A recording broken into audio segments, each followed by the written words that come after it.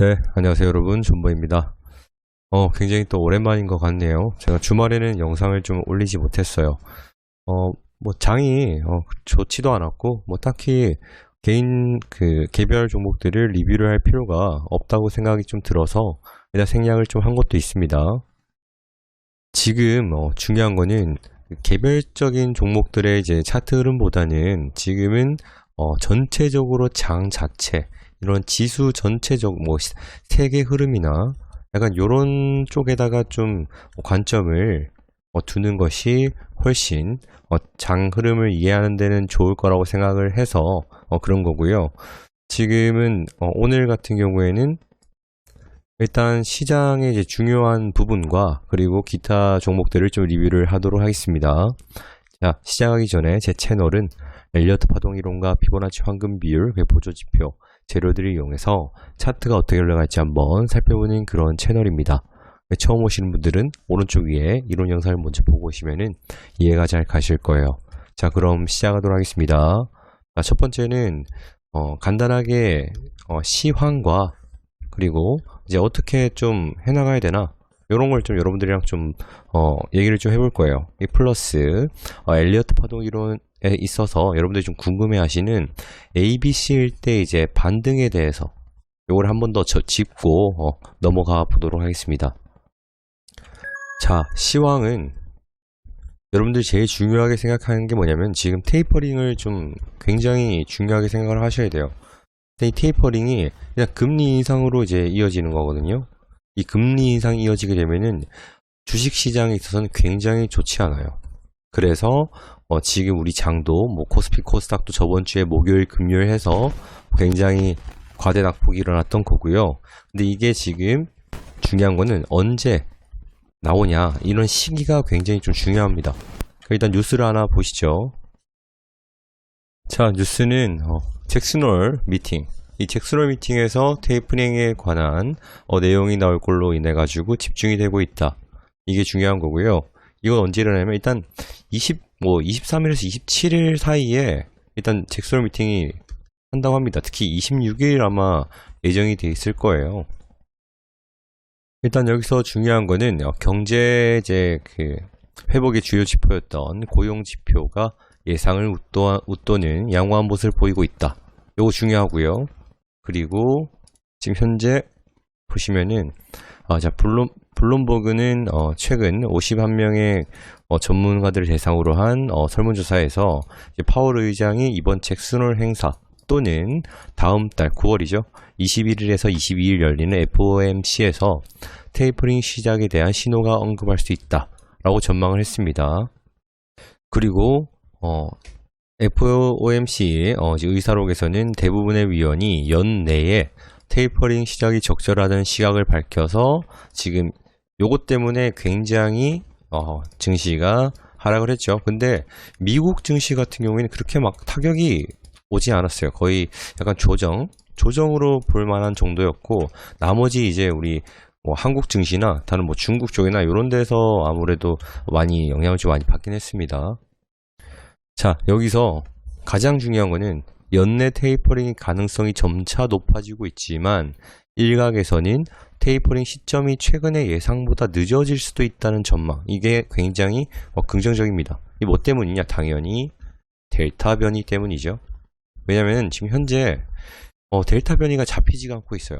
계속해서 이제 확진자는 늘어나고 있고, 이런 증시가 경기가 불안정한 상황에서 테이퍼링을 하는 거는 좀 이제 맞지 않다라고 생각을 할 수도 있기 때문입니다.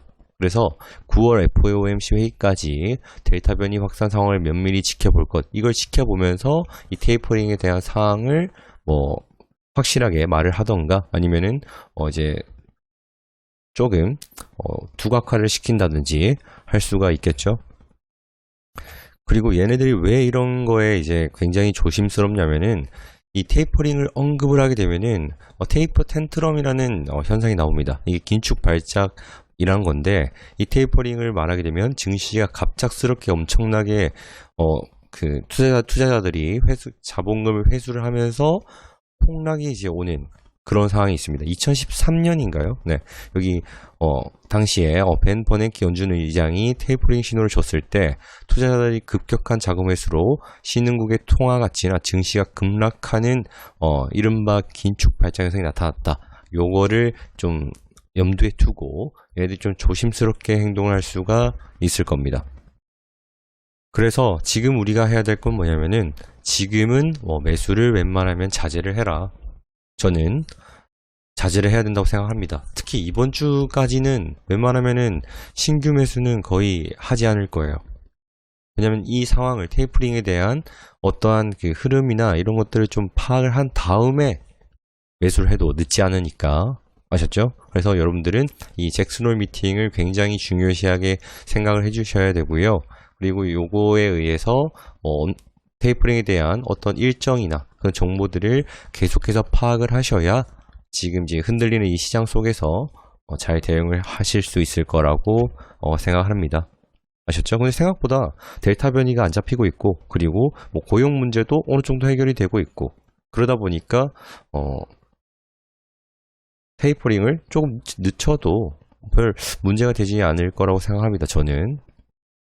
어쨌든 테이퍼링은 어쨌든 할 거예요. 할 건데 얘네가 언제 하냐가 중요한 거고, 저희는 이 테이퍼링 하기 전에 수익을 볼 수 있을 만큼 보고, 아니면 빠져나올 때 빠져나오고 대응을 하면 될 것 같다고 생각합니다. 그러면 이렇게 물어볼 수가 있겠죠. 조모님, 그러면 뭘 사야 되나요? 하시면은 저는 이렇게 얘기를 좀 하고 싶어요. 저는 실적주, 이제는 개별 테마나 이런 것보다는 정말 그 회사의 미래를 보고 나서 이런 실적이 정말 좋게 찍히는, 반영이 잘 되는 그런 실적주 위주로 할 것 같습니다. 일단은. 그래서 여러분들도 이런 실적주 위주로 종목을 고르실 때 차트만 보지 마시고 재무를 먼저 우선시해서 일단 보시고, 그리고 미래 성장, 이제 사업이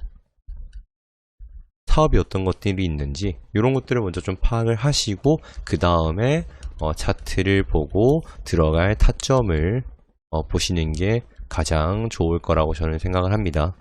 아셨죠? 그래서 시황 정도는 이 정도까지 하고요. 그리고 이제 두 번째로 좀 보도록 하겠습니다. 두 번째는 우리 그 엘리어트 파동에서 ABC에서 이 B 되돌림이 얼마나 나오냐, 요게 좀 궁금하신 분들이 좀 계시더라고요. 자, 이거를 엘리어트 파동 이론을 한번 다시 보게 되시면은, 자, 1, 2, 3, 4, 5파입니다. 그렇죠? 이렇게. 그럼 여기서 A파, B파, C파가 나오는데, 여러분들이 궁금하신 게 뭐냐면은 이 A파 뒤에 B가 나올 때 얘가 38.2%만큼 되돌림이 나오냐, 아니면은 50% 되돌림, 그리고 61.8%만큼 되돌림이 나오냐, 이게 좀 궁금하실 거예요.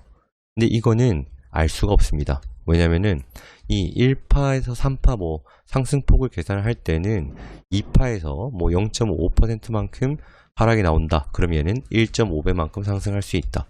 그리고 38.2%만큼 하락이 나온다. 그럼 이거 역수 1.382배, 그리고 똑같이 1.618배, 이런 식으로 보는 겁니다. 근데 이 엘리어트 파동 이론에서 굉장히 오점이 뭐냐면은 이 A파의 하락을 예상을 못하는 겁니다.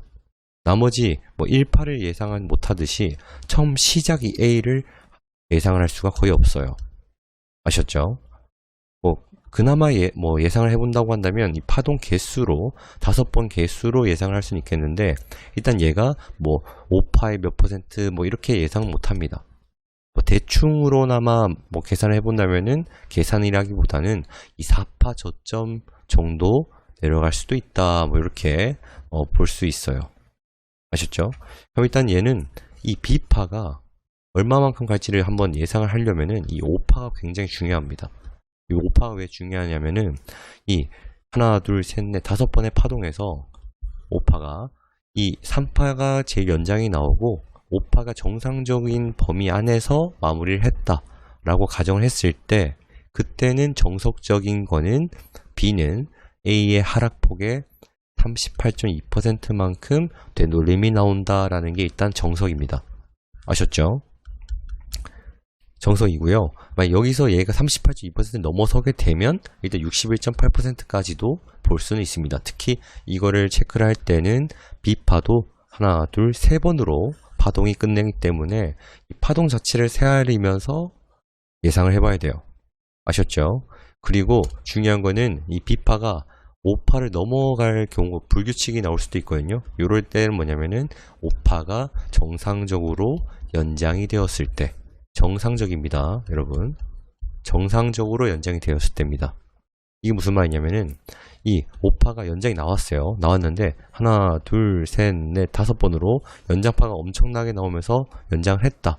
그럴 경우에는 A파 다음에 B파가 5파를 넘는 1.38입에 뭐 이렇게 더 넘게 갈 수 있는 그런 연장이 나올 수 있다는 거고, 만약에 5파가 제가 저번 영상에도 한번 말씀드렸던 것 같은데 삼각 세기형 이런 식으로 세기형으로 상승이 나오게 된다면, 연장이 나오게 된다면 B는 되돌림이 넘는 게 아니라 연장이 나왔음에도 불구하고 38.2%만큼도 못 가고 하락이 이렇게 길게 나올 수도 있다. 요런 이론이 있으니까요.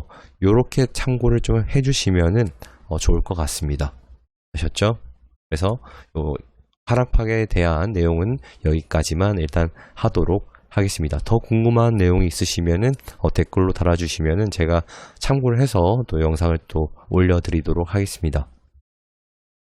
자, 두 번째는 KHNT에 대해서 조금 자세하게 한 번 더 다뤄보도록 하겠습니다.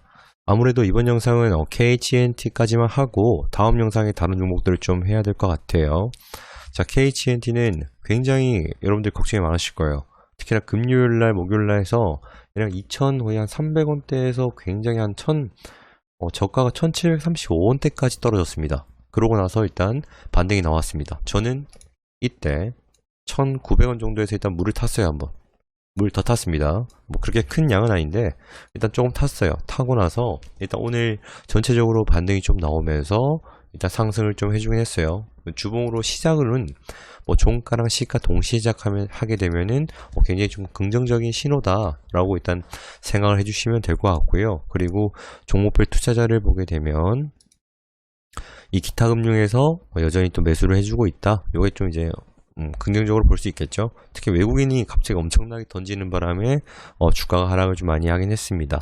어찌됐든 일단 KHNT는 이제 좀 있으면은 전환사채가 상장이 되는데 일단 이 공시를 먼저 보시겠습니다.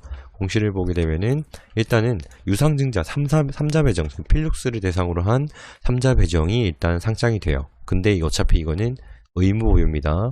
의무보유 언제까지? 1년.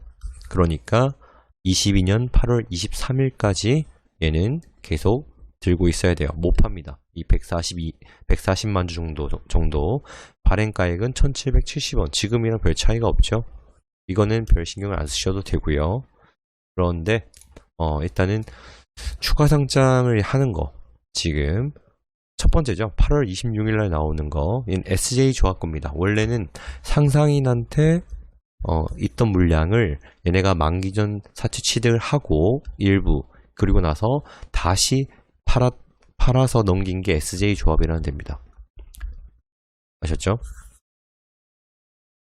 그래서 언제 물량이 나오냐면은 일단 총 상상인한테 빌린 70억 중에서 11억은 SJ 조합, 이거는 SJ 조합이라는 데고요. 얘는 8월 26일 날, 오늘이 23일이니까 목요일이죠, 여러분. 목요일 날 이 54만 주가 일단 나온다고 보시면 돼요. 얘가 바로 팔지는 모르겠으나 일단 2029원보다 밑에선 팔지는 않겠죠, 여러분. 거의. 아니면 이 싸게 뭐 다른 데로 넘기면은 그럴 수 있겠지만, 그게 아니라면은 거의 이렇게는 팔지 않을 거라고 저는 생각을 좀 하고 있고요. 그리고 나서 9월 3일 날 2029원으로 이 상상인 거 240만 주가 일단은 나오고요. 그리고 얘는 아직 사채를 이제 발행한다는 전환 청구권을 행사를 한다는 물량 중에 아직 안 한 물량이 또 10억 정도 가지고 있습니다. 이것도 상상인 물량 거고, 그리고 제가 장원테크의 공시를 보니까 현재 원래는 5월달 기준으로 봤었을 때 여기 얘네들이 주식 담보로 이제 빌린 게 있어요. 빚이 있습니다. 15억이고요. 유안타 증권한테 빌린 건데 얘네가 원래 이게 6월 달까지인가 그랬을 텐데 일단 9월 6일까지 담보대출 연장을 했어요. 갚아야 될 겁니다. 돈. 그리고 나서 일단은 이 상상인 물량, 이 상상인한테 돈을 또 52억 빌린 게 있습니다. 얘네가 일단은 갚아야 될 날짜가 8월 24일이에요. 뭐 이건 거의 내일이죠, 여러분. 내일 얘네들은 일단 돈을 갚아야 됩니다. 근데 이거를 또 담보대출 연장을 할지 아니면은 일단 주가를 좀 끌어올려서 바로 갚을지는 저도 잘 모르겠어요. 일단은 담보대출 연장을 할지 안 할지가 좀 관건이고요. 그리고 이 참저축은행에서 빌린 20억은 담보대출 또 10월 달로 연장을 좀 했습니다. 일단 9월 달에 9월 3일날 요 또 물량 나오는 게 또 있죠. 어찌됐든 얘는 상상인한테 돈을 어떻게든 갚아서 주려면은 일단 주가를 끌어올리던지 아니면 주식담보대출 연장을 하던지 아니면 뭐 다른 거를 좀 처분을 한다던지 어떠한 이제 그런 방법이 있겠죠. 아니면 삼자배정 돈을 가지고 또 뭐 어떻게 장난을 친다든지 여러 가지 좀 이유가 있을 수가 있습니다. 어찌됐든 우리는 일단은 26일 날 8월 26일 날 이 되기 전에 2000 현재 그 발행 34원이거든요. 39원인가요? 2000 얼마인가요? 2029원 이 위로 올릴지 2029원으로 일단 위로 올릴지를 먼저 중요하게 생각을 좀 해줘야 된다. 그리고 지금 장원테크 상상인한테 갚아야 될 돈 8월 24일 내일까지인데 이거를 주식담보대출 연장을 할 것이냐 이것도 일단 지켜볼 필요성이 있습니다. 왜냐면 우리가 이제 전환사채가 나올 물량 애들이 전부 다 상상인 거니까 좀 지켜봐야 될 필요성이 좀 있겠죠, 여러분. 그래서 KHNT는 뭐 저는 이게 지금 얘가 분기 실적 나오고 별로 좋지도 않고 그리고 전환사채도 많고 이러면서 뭐 LA 모르겠다면서 이제 세력들도 손을 좀 놓은 것 같긴 해요. 이때는 주식이 뭐 지수 자체가 굉장히 내리면서 그래서 일단은 뭐 저는 좀 더 지켜볼 생각이고요. 일단 뭐 아직까지 뭐 버릴 이유는 별로 없어 보여서 일단 홀딩하고 좀 계속해서 한번 물량 체크랑 그다음에 뭐 공시나 이런 것들을 좀 주의 깊게 보면서 여러분들한테 또 말씀을 드릴 거니까 현재로서는 그냥 일단 지켜보시는 게 좋을 것 같습니다. 특히 아직 26일이 되지도 않았기 때문에 일단 지켜보시죠. 아셨죠? 그래서 KHNT는 너무 걱정은 하지 마시고 뭐 지금은 좀 시장이 어떻게 흘러가는지만 좀 살펴보시면 좋을 것 같아요. 그래서 KHNT는 일단 차트는 좀 망가지긴 했는데 지켜야 할 선에서는 한번 지켜준 것 같기도 하고 그리고 종목별 투자자도 외인 빼고는 별 이상이 없기 때문에 일단 이대로 넘어가도록 하겠습니다. 그래서 KHNT도 여기까지 하도록 하겠습니다. 네, 이번 영상 여기까지 하도록 하고요.